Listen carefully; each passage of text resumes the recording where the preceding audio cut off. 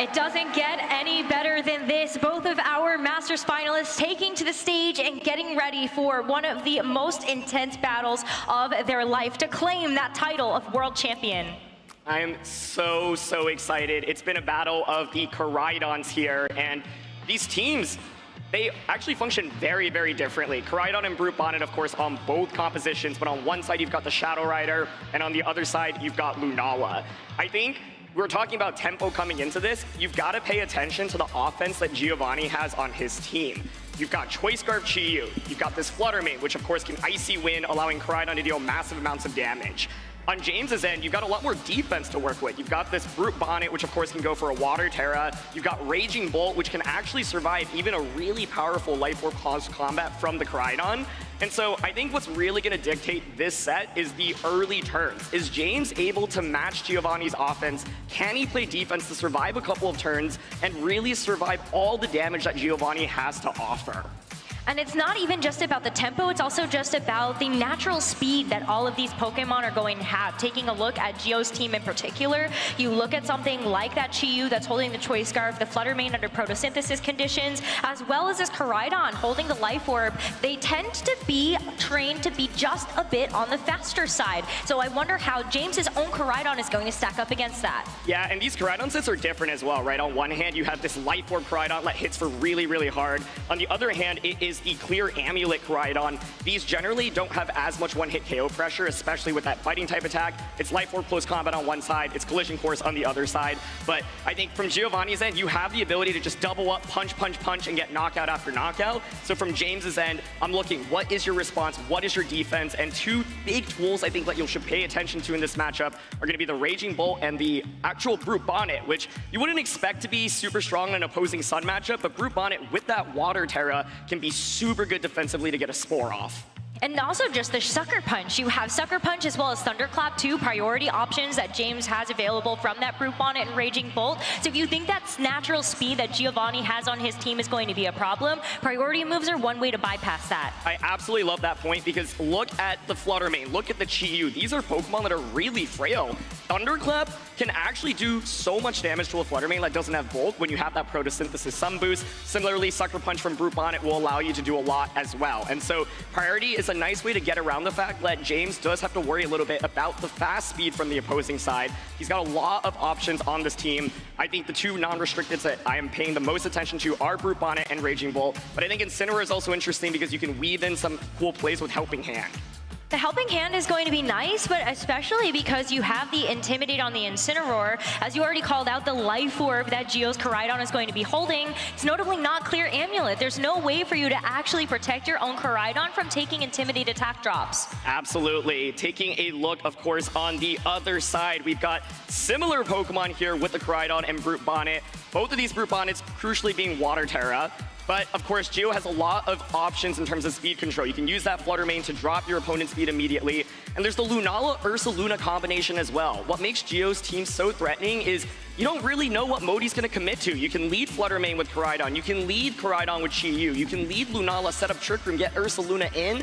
The options feel endless, and it's really difficult to pinpoint a play that allows you to cover for all of those. That's kind of the big signature calling card of a lot of these teams that have something like those faster Pokemon as well as access to Trick Room. You really do have to make sure that you play your cards right. And in Gio's position, we often see sometimes those types of teams backfire. If you don't get the Trick Room set up at the right time, that's something that your opponent can capitalize on. Yeah, absolutely. And I think if you look at the offense that Gio's team has to offer, it's really scary for James, right? Flutter Mane alone, you've got a Moonblast that's 4 times super effective in a Koraidon. You've got a Shadow Ball into that Shadow Rider as well.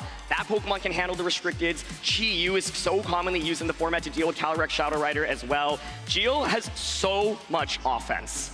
There's so much offense, but there is so much veterancy with both of these trainers that are on our stage right now. Each of them using their restricted duos the entirety of the Regulation I double restricted format. On the one hand, you have James Evans that comes in off the back of being able to get top 32 at NAIC as well as a top 16 at the Milwaukee Regional Championships with the 4 of the same Pokemon that are on his World Championship team. The only difference is that he used to have a Galarian Weezing on that team team, as well as a Chi-Yu of his own that he has now swapped out for Incineroar and Landorus Incarnate, respectively. Absolutely. In a format that feels like there's so much volatility, so many different combinations that you can pick from in terms of restricteds, these players have been on this since day one. They have truly mastered what it takes to use Calyrex and Koraidon plus Lunala. And there's been a little bit of adaptation from James, but from Gio's end, he's actually been on the same 6 Pokemon basically since the very beginning, and he has gotten so much mastery. This was not a team that a lot of people actually had pegged as a favorite coming into this event, and both of them are using restricted duos that were not in the top 4 of usage rates.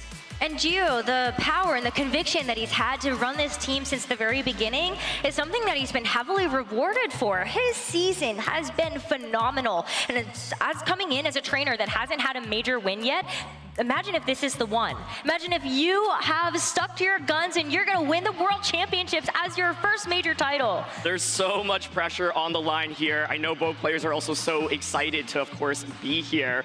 And it's been an incredible journey. I mean, of course, James Evans won the Senior Division World Championships many, many years ago. He's won the North American International Championships. He's won multiple regional titles. He has won so much in competitive Pokemon. He's looking to win Worlds once again. Like you said, Gio's chasing for literally his very first title. I think he's not made it past top 8 in any tournament before, and here he is now in the finals. Well, let's get ready to go. This is a best of 3 for all the marbles. The World Championship title on the line. Make some noise as we get into game number 1. Oh, wow. Okay, in a restricted format, there's actually no restricteds to hit the field to start the game. That is wild. We are going to see Gio have that Flutter Mane next to that Choice Scarf Chi-Yu. And for James Evans, he's opted into bringing that Incineroar next to the Brute Bonnet to start. So, yeah, I think the Brute Bonnet is a really good defensive option from James's end because you have that Water Terra. Gio does not have a way to really take advantage of that and hit you for super effective damage, right? So right now, Incineroar is, of course, applying Fake Out pressure immediately into the Chi-Yu slot. Chi-Yu could go for a Ghost Terra to get around that, but do you really want to commit to that? And then, of course, Brute Bonnet right now on James's end can launch a Spore, can go for that Water Terra defensively. You don't fit into a Fire-type attack or a Fairy-type attack. And so my question is, how does Gio respond to this? Do you have your own Brute Bonnet to switch into? Because if so, that means you drop one of your restricteds. I like this defensive lead from James's end, knowing Brute Bonnet can really, really start slowing down the pressure that you want to apply. Well, there aren't going to be any swaps. It's just a Terrestrialization to start off our first game, and it is the Brute Bonnet as a James Terrestrialization Pokemon of choice in game number 1. Brute Bonnet, the Water Terra, as you called out, such a nice defensive typing to have, not even just against those fire types from this Chi-Yu and Koraidon, but of course because of that Flutter Mane. As you see the Incineroar go for the Fake Out, it's going to stop the Chi-Yu in its tracks for this turn, but the Moonblast still does a lot for its troubles, though. This Brute Bonnet is able to land a Spore into the Chi-Yu, one of the biggest offensive pieces here for Gio. The Gio slows down the Chi-Yu, but Chi-Yu actually isn't really the biggest threat to Brute Bonnet and Incineroar right now, right? And so Flutter Mane, that beats of Ruin, giving you that special defense drop, allowing you to do even more damage to Brute Bonnet. This Brute Bonnet can't protect, so you are vulnerable to just eating up another Moonblast right now. Of course, it has the ability to go for Sucker Punch, try to break that Flutter Mane's Focus Sash. You could double up into that slot. Flutter Mane does have the ability to go for Protect, allowing Incineroar to maybe launch an attack right now. But James has slowed down some of the offense, but Gio still has so much coming out from this Flutter Mane right now. And the Chi-Yu, while it has to take that mandatory turn of sleep, it could wake up on the next turn, and so you're really only stopping his Chi-Yu for just a short while. And Gio doesn't want to take the risk, actually decides to put the Flutter Mane back in its Pokeball for later, and brings out a Brute Bonnet of his own, maybe suspecting that a Spore would be going into that Flutter Mane's way. It's also going to get past this Sucker Punch, and that's going to fail as this Chi-Yu does take a turn of sleep. So the Brute Bonnet is in the back. There is an answer to the sleep here, and you've actually gotten enough damage onto the opposing Brute Bonnet where you do pressure, of course, with damage from the Seed Bomb on your own end. That is the one way you can hit it for super effective damage. And so I wasn't expecting Gio to drop one of his restricteds coming into this. I think my guess is it's probably that Lunala. We'll have to wait and see. But right now you have gotten the Terra out from the opposing side, and your Brute Bonnet is looking pretty scary right now. If you win the Brute Bonnet war, then you can, of course, apply pressure and then start putting things to sleep with Spore yourself. Yeah, I mean, you could Seed Bomb this, or, you know, the Brute Bonnet is also no longer a grass type, so just Spore that slot safely as well. Let's see. I think what's so interesting about this matchup coming into it is both players had so much time to prepare for it. And I think this game now looks so different from then if they had just played immediately, say, yesterday, right? And so both players have had so much preparation time. Chiyu is going to stay asleep here. Another turn here for James to take advantage of as the Brute Bonnet does go for the Spore. In case that Chiyu had woken up on this turn, we do have the knockoff into Gio's Brute Bonnet, which will knock off the Citrus Berry as Brute Bonnet fires off a Spore of its own, putting this Incineroar to sleep. It has been such a defensive game to start. Like, we have not seen a restricted Pokemon hit the field yet. Everyone has just been trading sleep left and right. And I think it's a little bit scary right now because you know if you switch in your restricted Pokemon and it gets put to sleep, it's probably just going to be rendered useless in this battle. And so both players are really wary of that. They don't want to make that switch out.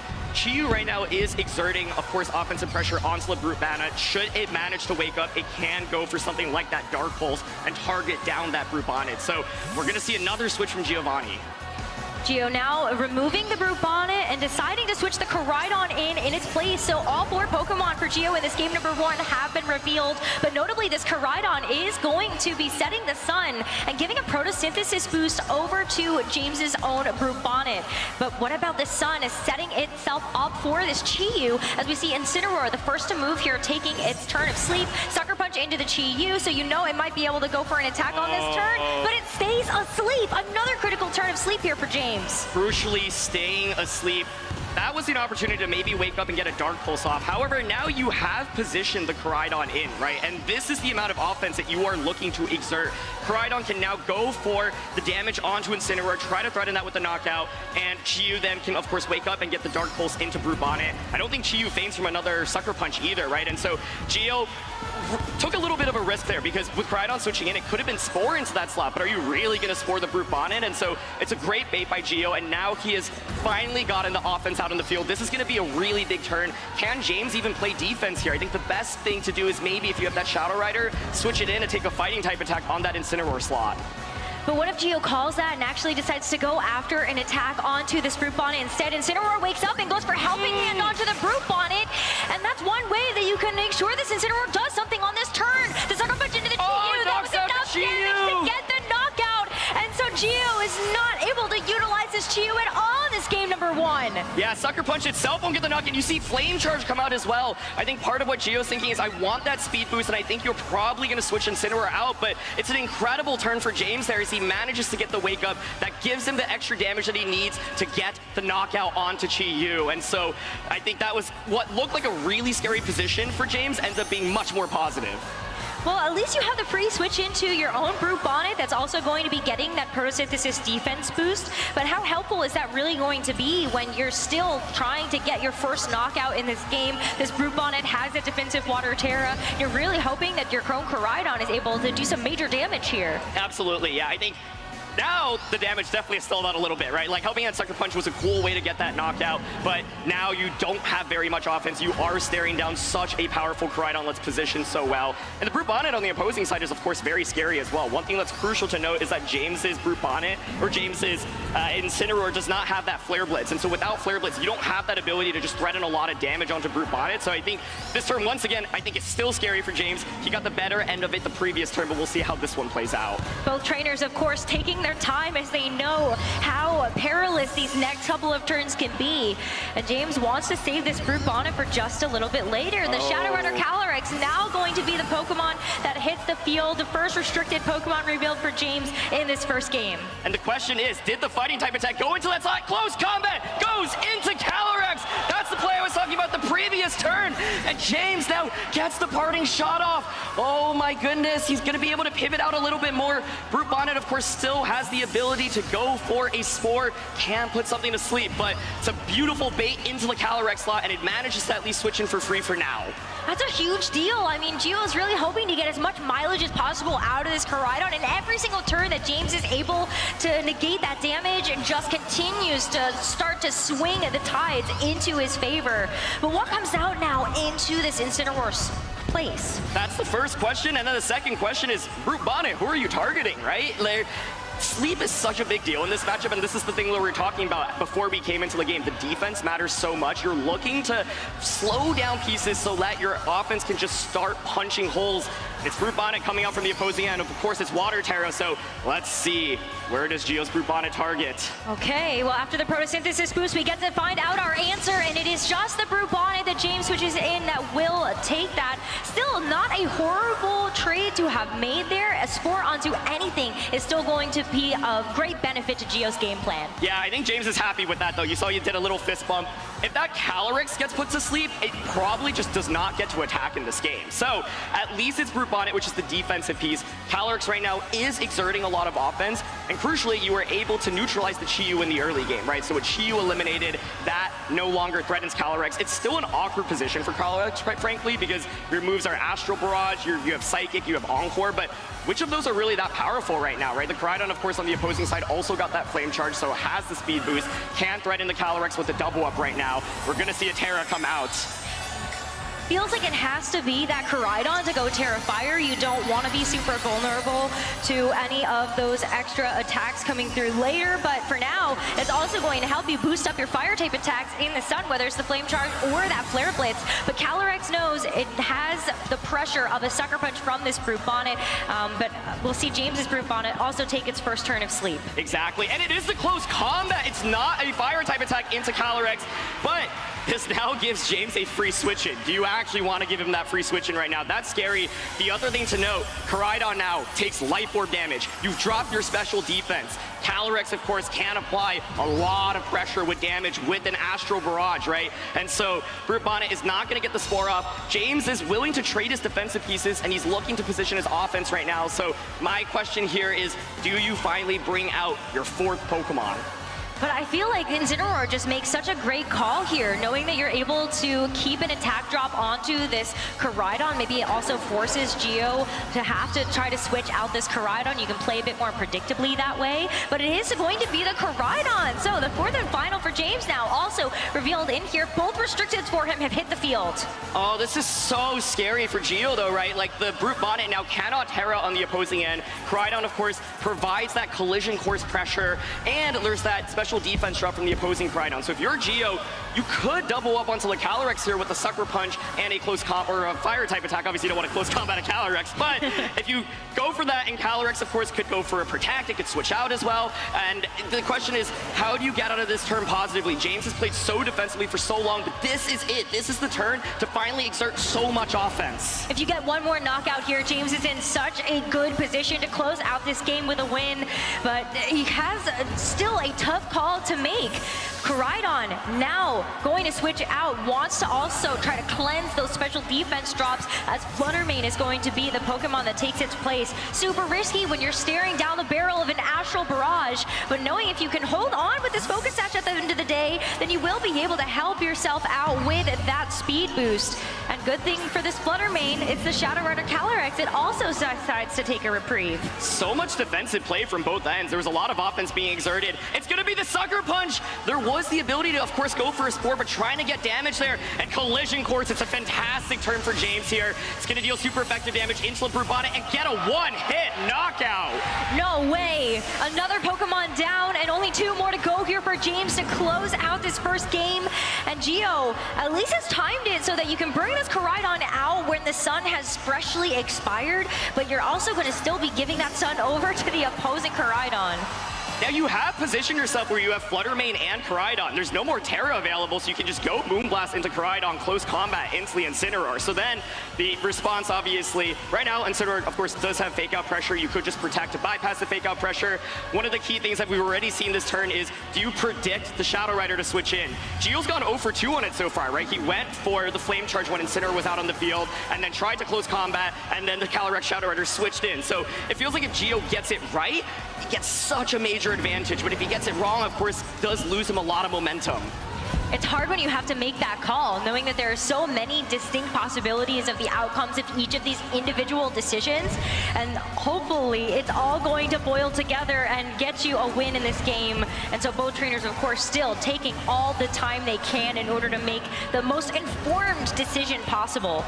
the focus sashes being concerned on the ghost types is such a big deal here. So here we go. It's actually a pivot immediately into the Shadow Rider saying, you might just go for a protect with your Pokemon right now. If it is a protect, maybe Gio is able to try to read one step ahead and go for a Flare Blitz into that slot instead. That would do major damage to that Calyrex. But the move bust first, there's no protect. The Koraidon gets knocked down in one hit, and just like that, Gio is evened up the Pokemon count. Oh, that's a really greedy play there. And Flame Charge as well! All it takes is one key turn, and that's what Gio gets. Of course, Focus Sash keeps Calyrex around for another turn, but this game, I think, is about to end. Two speed boost now onto this Koraidon, another speed boost onto this Fluttermane because of that photosynthesis. And even though the Incineroar comes back out onto the field, you can only fake out the Koraidon. This Fluttermane is still free and clear to steamroll right past his Calyrex. And this is where committing that Water Terror early with Brute Bonnet put James in a really difficult position against late game Fluttermane. I love how Gio recognized Fluttermane's really good into your team. I'm gonna save it. Of course, we started the game off with it. It never took any damage. It never got put to sleep. Imagine if the Spore went off into the Fluttermane on turn 1 rather than the Chi-Yu, but James gets a little bit greedy there and gets punished so heavily. And I just don't see a way for him to win this one. There's still a will, and sometimes that means there is still a way, but James is going to go ahead and take this turn to protect the Calyrex and at least give himself some time to think heading into the next game. Incineroar is the next to fall with a big close combat from this Koraidon. Another one-hit knockout for Gio, and it's just the Shadow Rider Calyrex that stands tall to try to get James a victory here. Oh my goodness. I mean, if you look at this game, the key turn really was that double KO, or KO plus 1 HP, almost a KO. Calyrex basically is fainted, right? Like, at that point, once the flame charges happen and there's the Fluttermane with the speed boost, you just can't handle it. And Shadow Rider just didn't really do much in this game, right? It never really clicked any damage, and so I think Shadow Rider's just really awkward here to use this Fluttermane, secures the knockout, and Gio goes up 1 game. So back and forth there for those middle couple of turns until that pivotal moment, as you called out, and as soon as Gio started to stack knockout after knockout after knockout together, you could see he could taste the victory of that first game and is now 1 game away from becoming a world champion. So I want to talk about adjustments here. I'm genuinely shocked the Raging Bolt did not come out in that game. I thought like this would be a war between Brute Bonnets, and it kind of was honestly for the first couple turns, but I thought Raging Bolt from James's end is really powerful here because it can take that special damage. You can even Terra, of course, to get around, you know, Moonblast, for example, dealing super effective damage. And so I think, you know, James was playing really defensively, and even though he was able to get Shadow Rider out on the field, like, that's not really the most powerful Pokemon in this matchup, right? Especially because it doesn't have a way to boost its damage output. It's very fast as well, but it's not gonna get those one-hit knockouts. And so I really like how Gio managed that early game. If you're expecting Fluttermane and Chi-Yu once again, then the question is, what are the possible responses, right? And I am definitely looking at that Raging Bolt to start because I think you can at least soak up special damage. Koraidon, of course, can also go for a Terra immediately, Fire Terra Koraidon, and then just start launching damage, go for your own flame charges. And so I think if I'm in James's shoes, one mode I would consider adapting to is Koraidon plus Raging Bolt. If we saw the Shadow Rider Calyrex hit the field, I would have liked to see it at the beginning, but it is tough when James doesn't have that speed control available to him in the same way that Gio does. But I can hear the crowd right now. Who you cheering for? There we go. Gio is 1 game away from winning the World Championships and his very first tournament. James, of course, has his back up against the wall, but he's been in so many tournament finals before, and I think he definitely has the experience to take us to a game 3, but I think James just needs to find the position for offense a little bit more. You know, he managed to make some nice defensive plays, but never really got his offense position, and I think Gio's offense was already more impressive, and Gio was just 1 step ahead, and so Raging Bolt's the one Pokemon that I really have my eyes out on. I think Incineroar from James's end is nice for a fake out, but the problem is it becomes such a liability against the close combat from Gio's end, right? And so the Incineroar not having Flare Blitz, I think honestly makes it a slightly weaker pick in this one as well, because you can't do nearly as much damage to Brute Bonnet.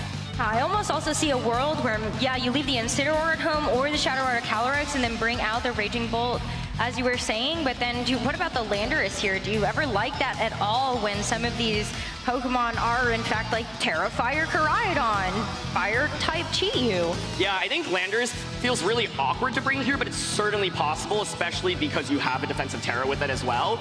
I think if you are bringing it, you have to be so careful because it means you probably have to Terra your Landorus. If you're Terraing Landorus, it means you're not Terraing anything else, and it leaves you so vulnerable to so much damage.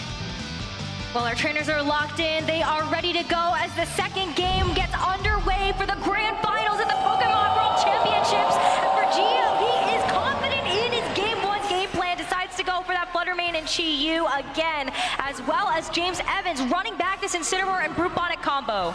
Okay, so we saw this played out last time, right? Fake out into the Chi-Yu, Terra water the Bonnet. I think James now might be like, okay, Chi-Yu wasn't actually a problem that last game. It was the Fluttermane. So now you maybe consider going for a Spore onto a Fluttermane slot instead. Fluttermane, of course, could go for a Protect.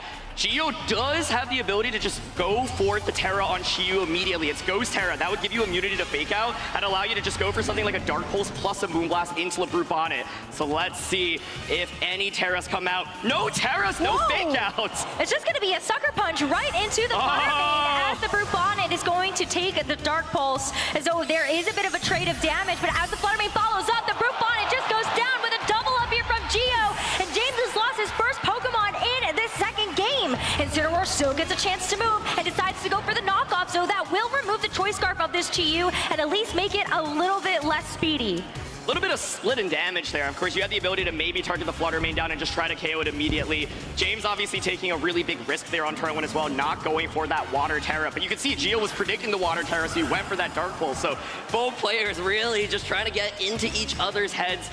Of course, the Calyrex Shadow Rider now hits the field. There is no more Choice Scarf on the Chi-Yu, but you can't, I don't think, knock out the Chi-Yu here. I'm not confident that Helping Hand Astral Barrage does. Maybe if you go for Ghost Terra with the Calyrex, you can go for a Helping Hand Ghost Terra Astral Barrage. Gio could potentially switch into Koraidon, give Fluttermane the speed boost, allow it to get an attack off, but yeah, I think the main question I have here is, do you commit to Helping Hand Ghost Terra Astro, and if so, does it knock out the Chi-Yu?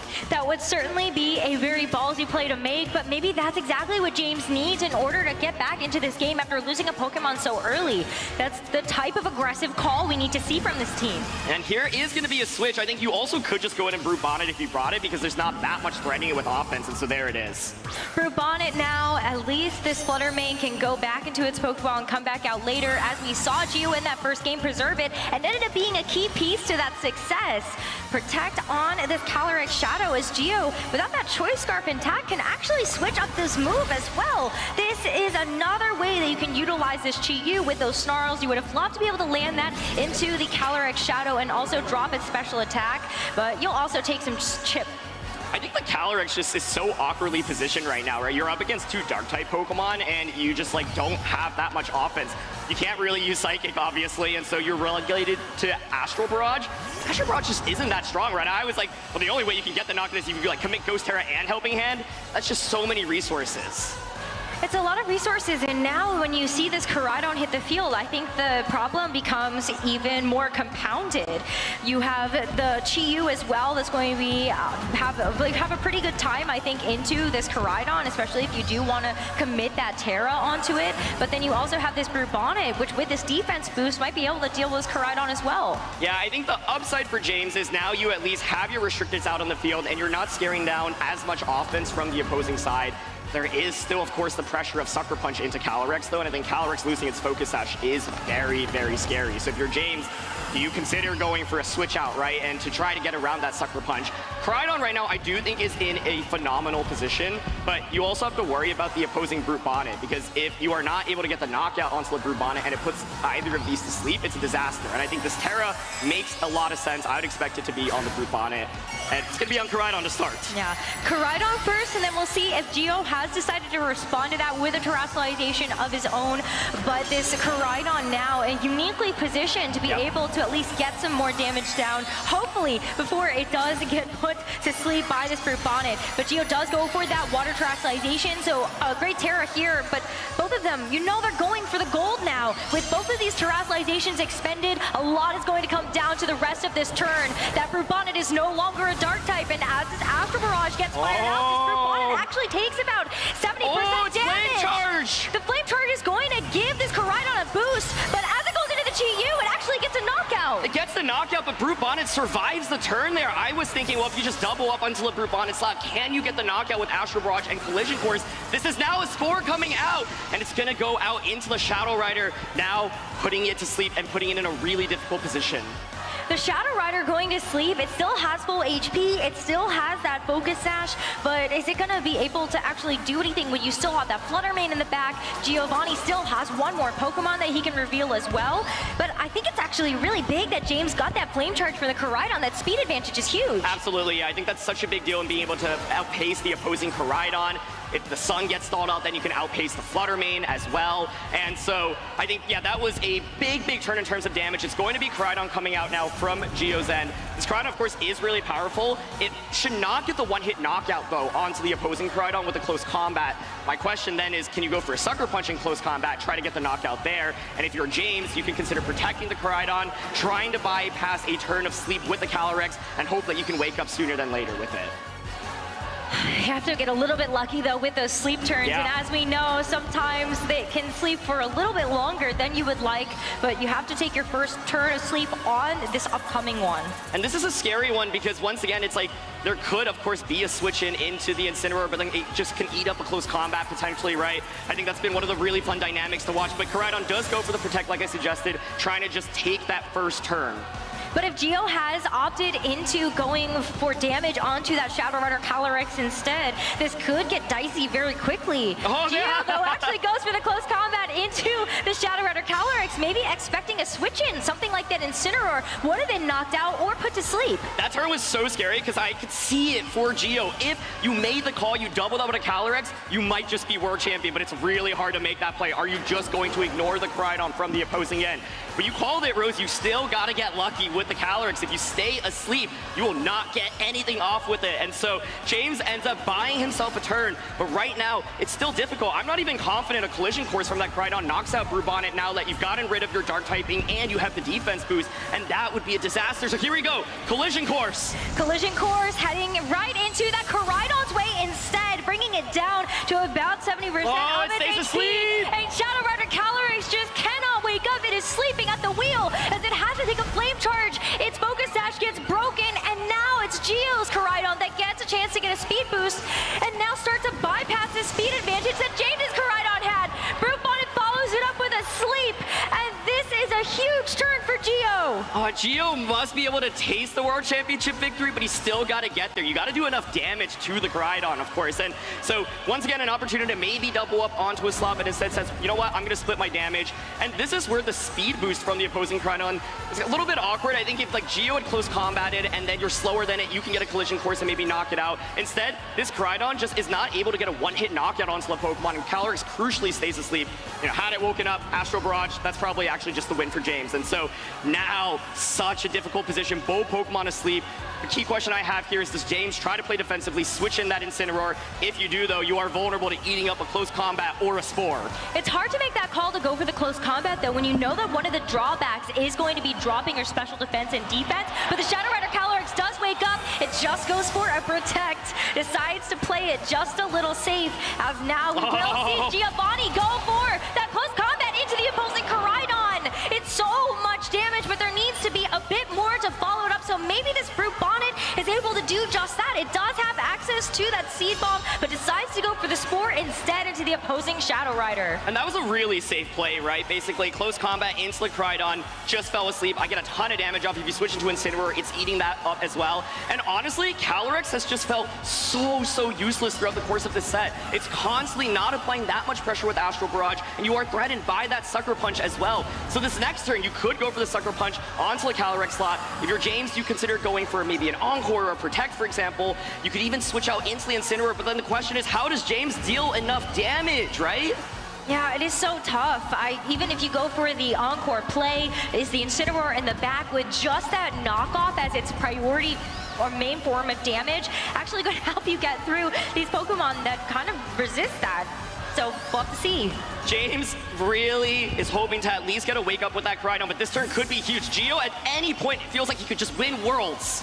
So the Shadow Rider Calyrex is going to go away, hoping to maybe bypass something like a Sucker Punch, or maybe even be able to, well, look at that, Unnerve actually getting off the field means that this Brute Bonnet can actually get a bit of HP recovery thanks to the Citrus Berry that it was holding. As the James wakes up! It wakes up! James actually is able to go for the Protect on the Koraidon. That's a huge wake up to at least keep James in this second game. But the Brute Bonnet did go for the Sucker Punch, probably into the Shadow Rider Calyrex slot that the Incineroar came into, and the close paw combat now getting targeted into the Koraidon. James is getting a couple of good turns correct. This is so tense because if you don't get that wake up, you probably just, of course, get knocked out with the Koraidon, and then it just feels so tough. James has been keeping himself in this one. Now you, of course, do have the ability to go for a fake out with the Incineroar. Koraidon does have the ability to go for Collision Course, but it still feels so tense and so scary. But I think if James had not woken up with Koraidon or Shadow Rider on the turns that they did, the game is probably just over. So he's played really nice defensively and has gotten himself into a position where at least he's threatening a fake out now. He's got to fake out into either Gio's Koraidon or this Brute Bonnet, and now you have to pick your poison. Which one do you think is going to be the bigger threat? Brute Bonnet does have Sucker Punch that you can throw into the opposing Koraidon, and Gio says, I'm not going to opt into that variance. I am just going to go for the Protect onto my own Koraidon, but that means that this Brute Bonnet is going to be eating that fake out. Flame Charge, though, unfortunately from James, goes for the Protect, so you're not going to be able to get that speed advantage there either. This Brute Bonnet has been a menace, especially now that it's healed up with that Citrus Berry as well, and so James had the ability to maybe go for a double up into the Brute Bonnet. Gio just goes for it relatively safe, right? He's like, you know, if I go for Protect here, even if you double up on a Brute Bonnet, I don't think you're going to knock me out. Now, of course, the Brute Bonnet is applying Sucker Punch pressure into the Koraidon, and Koraidon is applying close combat pressure into the Incineroar. And so this is still so scary. Like, it feels like it's just on a knife's edge, but it's been in Gio's advantage for so many turns, and I'm sure he can feel so close, but he still has to get there. James has had a couple of calls where he's been able to bring in that Shadow Rider Calyrex after baiting something like that close combat in, so that it is a tool in his arsenal to give himself another turn. But Gio is going to actually take this Koraidon off the field and now bring in the Flutter Mane that we saw hit the field at the very beginning of this game number 2, and hopefully it'll be around for a little bit longer as James still goes for another defensive play. The knockoff into the Flutter Mane is going to finish it off, but Gio gets to bring in this Koraidon for free, set back up the sun, and give this Brute Bonnet a Photosynthesis defense boost. And the 4 as well. You're putting this Incineroar to sleep. Sacrificing Flutter Mane, which I think makes a lot of sense at this point in the game. Flutter Mane is a really good late game option if you have that Focus Sash, right? Or if the Terra hasn't been committed on Koraidon, but it makes sense to give it up here. Now Koraidon gets this, as you mentioned, set up the sun, and you've gotten sleep off into the Incineroar, right? So there's still this mind game of like Sucker Punch plus close combat. I feel like Gio just is playing it relatively safe right now, right? He hasn't taken any super big risks. It is getting scary though, right? His Pokemon are relatively low HP. You do need the Koraidon to knock out this Incineroar. Otherwise, Brute Bonnet is really going to struggle into. So then the question I have this turn is, do we see a switch into the Shadow Rider slot? The Incineroar slot is rendered completely useless, of course. You could go for that close combat. Koraidon tries to Protect, trying to avoid another Sucker Punch right now. It's not able to get it though, but the Brute Bonnet is going to go for a Rage Powder just to draw away any attention from the opposing Koraidon, as Gios gets to go for the Flame Charge to finish off. The opposition gets the speed boost that it had removed from itself after going back into its ball. And James now down to just his final 2 Pokemon, the Sleepy Incineroar and the Shadow Rider Calyrex. I absolutely love that play because I think the main thing you're scared about right now is Calyrex switching in. Gio realizes, okay, if I give you an opportunity to stall another sleep turn, that's not great. I think that play may have just won him the World Championship. Now you've got a Koraidon that's faster than both of these Pokemon. And this is what I was saying. The Incineroar is cool, but it doesn't really do that much damage. Koraidon now will outpace the Calyrex, right? And so you can target that Calyrex slot down. You could just go for something like Sucker Punch in close combat. And I think we're about to crown a brand new World Champion. Feels super safe for the Brute Bonnet to direct that Sucker Punch into the Shadow Rider Calyrex, and then the Koraidon to follow up with that close combat into the Incineroar. But what does Gio decide to lock in? Potentially get himself that World Championship title. And can James do anything to be able to claw back into this one? There's still a lot of HP on this Incineroar, and it's still a Shadow Rider Calyrex, one of the most powerful Pokemon that we have seen in this format. It's one of the most powerful, but one of the reasons why Brute Bonnet has been tremendous is because of its Dark typing to deal with that Shadow Rider. Koraidon does Protect here, though, to start. Gengar actually goes for the Encore. So this Brute Bonnet is going to be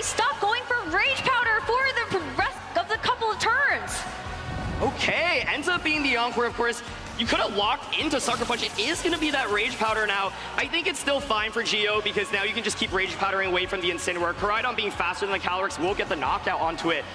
You know, it will faint from a Life Orb tick. Yeah. And if it faints from a Life Orb tick, it means you can only get a knockout onto one Pokemon. You've got either the ability to go for the close combat into the Incineroar or to try to go for maybe a Flame Charge into this Shadow Rod or Calyrex. But what if that Calyrex protects? Then all of a sudden, if you're stuck with Rage Powder onto this Brute Bonnet, then there's no way for you to actually be able to deal with an Astral Barrage. Yeah, I think for Geo, it's like you go for Rage Powder in close combat right now, you knock out the Incineroar, you know that you're going to lose your Koraidon, but then Calyrex can just go for the Astral Barrages, and so James might pull this one off.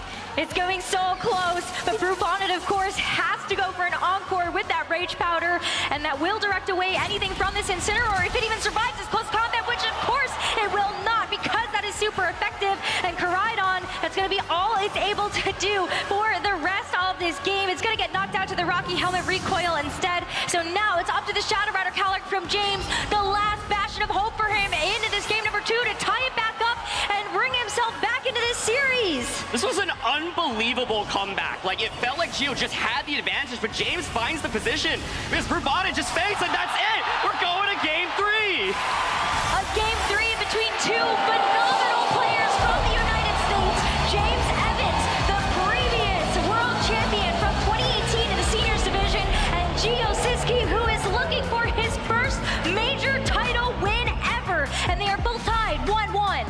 That felt so close. Like, it felt like Geo had the advantage every turn, and James got turn after turn after turn right defensively. He needed to get some early wake-ups, but he managed to pull it off, and Geo gives up some of that offense, you know, switches in the Flutter Mane. The Flutter Mane ends up fainting. Koraidon comes back in, and oh my goodness, like I was saying, I think Geo's got it. He's got it. It's over, but no, James manages to pull it off, and Shadow Rider finally finding the position to deal damage. What a comeback by James. That was masterful. He had to play defensively for so many turns, and I think Geo's probably thinking, oh, if I just like made one aggressive prediction in that couple of turns where I was getting baited out by the protects, I think that's it, I win. But I think he tries to play just kind of safe and gets punished for it, and James manages to weave in a victory there. I'm honestly blown away by that win. I am so impressed. On paper, Geo looks to have the more favorable matchup, and as you were already saying before we were heading into the match, you know, maybe yesterday, Geo would have just won on the spot, won this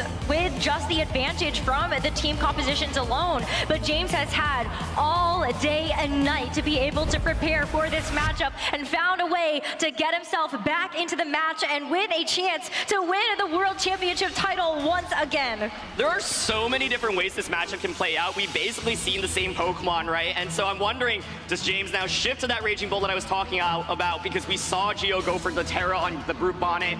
If you Water Terra that Brute Bonnet, you are exceptionally weak to Raging Blow. Geo has gone with this Flutter Mane Chiyu lead, and honestly, coming into this matchup, that was not a lead that I thought he would even really consider, right? Like, you have a lot of even more aggressive offense from things like Flutter Mane Koraidon, Chiyu Koraidon. Lunala has not even made an appearance in this one, but of course has the ability to go for the wide guard, which of course can be really nice against the Calyrex Shadow Rider. We also have not seen Ursaluna hit the field. I think Ursaluna would be such a bold adjustment, but it's really difficult to feel confident with it, especially because James keeps showing, I'm gonna go Incineroar, I'm gonna go Brute Bonnet. But if you think maybe the Incineroar is gonna get dropped, Raging Bolt comes out, then Ursaluna and a moat around that could work. It could, but it's still so tough because you're going to need to have the Trick Room set up. You want to make sure you have a turn to actually activate the Guts ability with that Flame Orb to give yourself the burn. And that's just some valuable time you might not be able to get if James decides to go for an aggressive game plan. This is so scary for both players because you've both seen each other do the same thing in terms of Pokemon choice, right? And Team Preview has so many implications. There's nothing worse than you not making an adjustment, your opponent makes an adjustment, and you're just so far behind right from the first turn.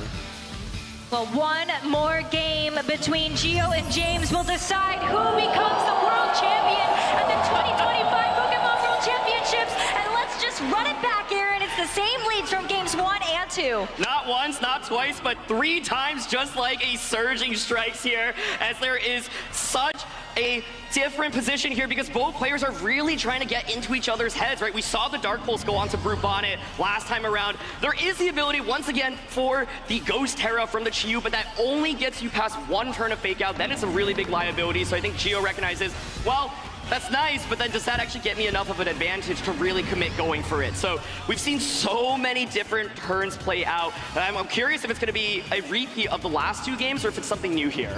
It's tough because even when James has had access to the Fake Out onto the Incineroar, that's actually sometimes not a move he's decided to go for. Maybe looking at something like the Parting Shot a little bit better, but Gio actually is going to go ahead and save that Chiyu for later. It's going to be the Brute Bonnet that comes in, and a pretty defensive turn all around as that Flutter Mane is also going to go for the Protect.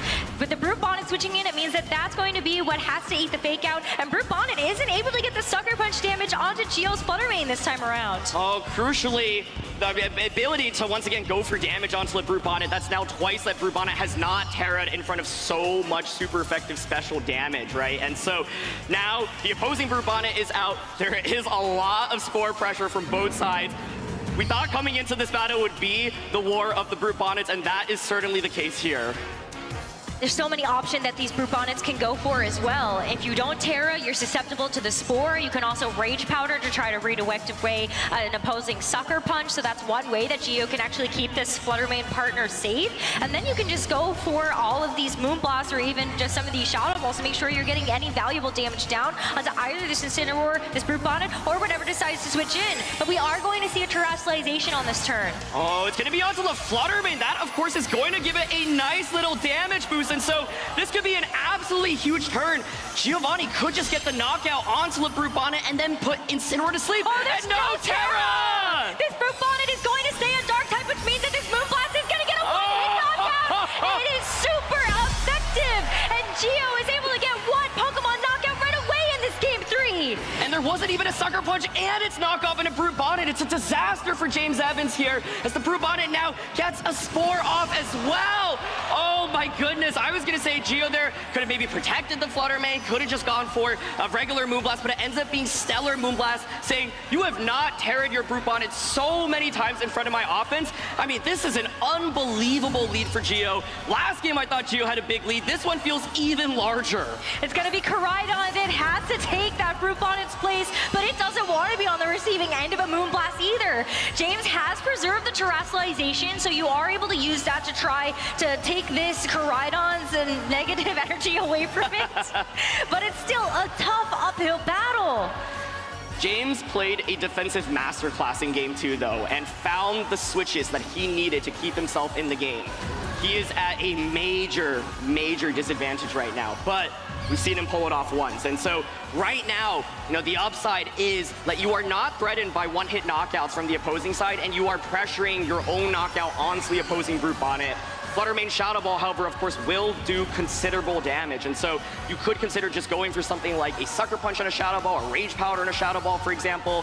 For Gio's end, you're looking to just get that Koraidon low enough, and I think Shadow Ball plus Sucker Punch puts it in KO range from another subsequent Shadow Ball. Feels like James is almost forced to have to go for a Protect here onto the Koraidon. Make sure you aren't going to be taking too much damage from those boosted Shadow Balls. But we do see the Terrestrialization committed, and so it's going to be that Koraidon that does get rid of its Dragon typing, now becomes a full Fire type, and maybe that means we're going to see something like a Flame Charge or a Flare Blitz. Really make sure that you're getting as much out of these Fire turns as possible. But Incineroar is going to be on the receiving end of an attack, as the Collision Course now will finish off this Brute Bonnet once and for all. It's been such a menace so far in these games, but that critical hit, that's got to sting. Yeah, securing the knockout there onto Brute Bonnet. I mean, Brute Bonnet is actually very physically defensive on the opposing team, and so I think there's actually maybe a chance it could survive that without the critical hit. But you could see, Rose, you were saying, hey, Koraidon, protect. That makes a lot of sense. That's what James kept doing in that last game. Protect, make a safe switch. James is like, look, I've done that enough. I'm going to punch back with offense, and I think gets a really great turn. If you ate up a Sucker Punch and a Shadow Ball there, I think that could have been really scary. But I do at Wonder if Collision Course was guaranteed the one-hit knockout on a Brute Bonnet there, but for now, we're gonna have to advance the game. Gio is gonna get a free switch in, and it's gonna be into Chi-Yu.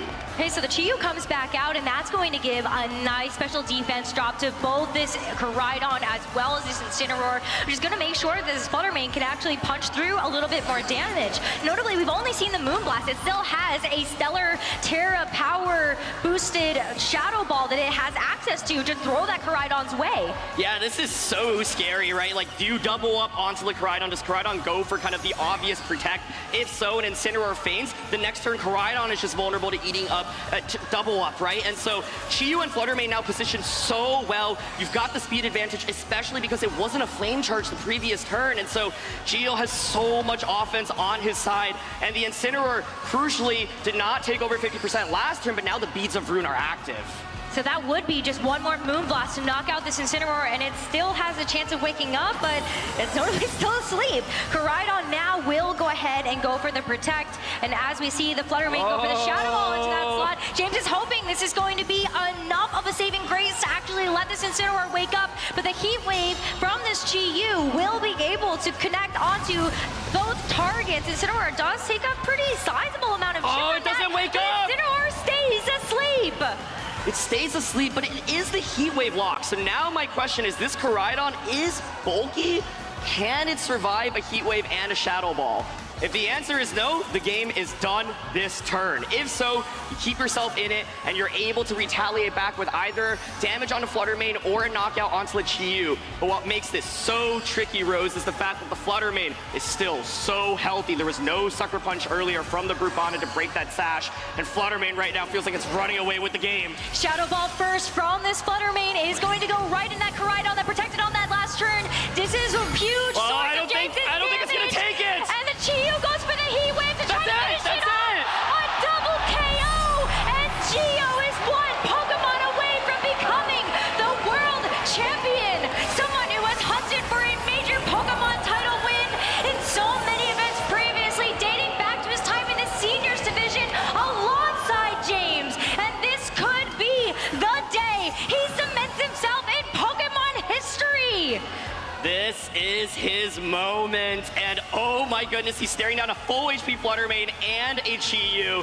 Calyrex can get one Astral Barrage off, but it's not knocking out Chi-Yu. And as it goes for the victory lap, this Fluttermane brings this Calyrex down to its focus sash, and it's going to be the Chi-Yu looking at this final HP to deliver the finishing blow, and just like that, Giovanni Cischke is your 2025 Pokemon World Champion! In an arena with over 5,000 live fans watching, unprecedented in Pokemon video game history. An arena that's crowned Olympic champions before. Gio now can call himself world champion, his very first tournament win, and what better way to do it than to win the world championships? An incredible stage for an incredible player. Something that he has been dreaming of and striving for so long. Gio Cischke, take a bow. This is your moment, your day, your stage. It's all yours. You can see the emotions. He's worked so hard for this. And it was an unbelievable way to do it. I think that second game, honestly, it was so nerve-wracking. It would have gotten to me, honestly. As a player, you're in those shoes and you're like, I'm just one turn away from winning Worlds, but he didn't get there. James found the way to come back in that one, but he kept his composure, decides to stick with the same game plan. Both players actually going with the same Pokemon throughout the entire set. And that's Stellar Terra. This turn, this was such a key turn. James just lost so much out of it and had such little in response. And, you know, if it were a Sucker Punch, at least maybe you would have broken the Focus Sash on the Fluttermane, but it was not enough. What a bold call there from Gio at the end of it all, and that's why the Stellar Terra on the Fluttermane was such a big threat. He even saved that powered Shadow Ball to make sure you could deliver enough damage onto this Koraidon that you could ensure the cleanup KO with the Heat Wave from the Chi-Yu as long as it connected. It connects, that's right. we were so caught up in the moment, but of course if you use Chi-Yu in competitive Pokemon, one of its biggest liabilities is that it is generally using moves that can miss. It's Heat Wave, it's Overheat, it's Snarl. And so my heart really stood still still for a second there. I was like, is there any chance the Koraidon even survives the double up? The answer is absolutely not with Stellar Terror as well as Beads of Ruin. So many multipliers. Koraidon is bulky, but it is not bulky enough. And Fluttermane just ran away with the game here, doing so much damage. What an absolute superstar of a Pokemon. Wow, well, congratulations to Gio, to Brute Bonnet, and to Koraidon for winning a World Championship. Let's head over to the stage to talk to our new World Champion. Let's hear it for your World Champion!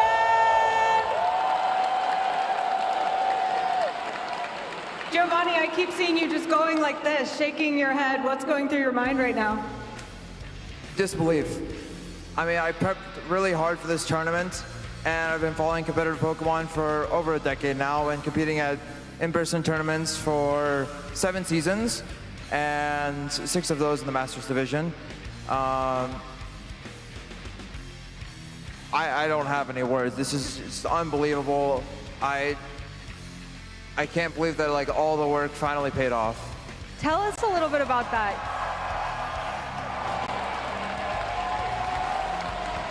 Everyone here is wondering what it's like to be standing where you're standing, and we know you put in so much work. There were probably moments where you felt discouraged or like you might give up. What advice do you have for people that want to put in the kind of work that you put in? Trust yourself. If you want to pursue something, go for it wholeheartedly. It's great advice. Now, we want to let you get off this stage and take a few deep breaths and celebrate with your friends and family, but not before we give you a chance to say anything you'd like to say to this audience or your family or anyone at home. Thank you to my family, thank you to my friends, thank you to everyone who's supported me along the way, thank you to all the spectators here that have made this event so wonderful, and I'm very grateful to be crowned as the new world champion. Crowned you are! Let's hear it for Giovanni! Your video game Masters finalist, James Evans!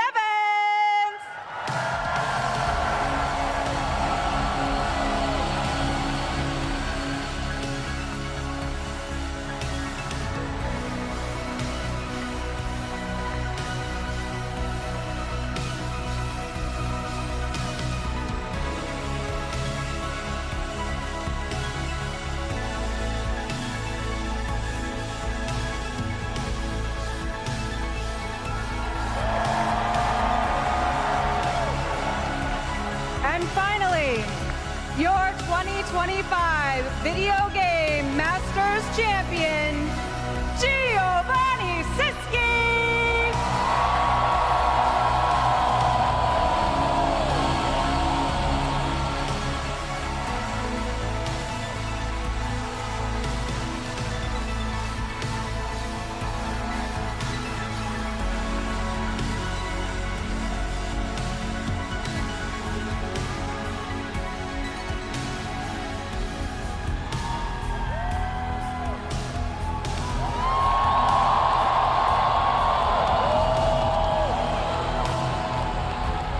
These are your finalists and champions of 2025. Raise your trophies high and let's hear it.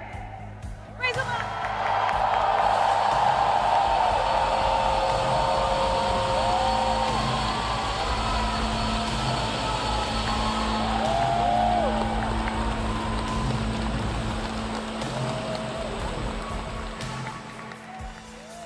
This concludes our 2025 competitive season, but the show is not over yet.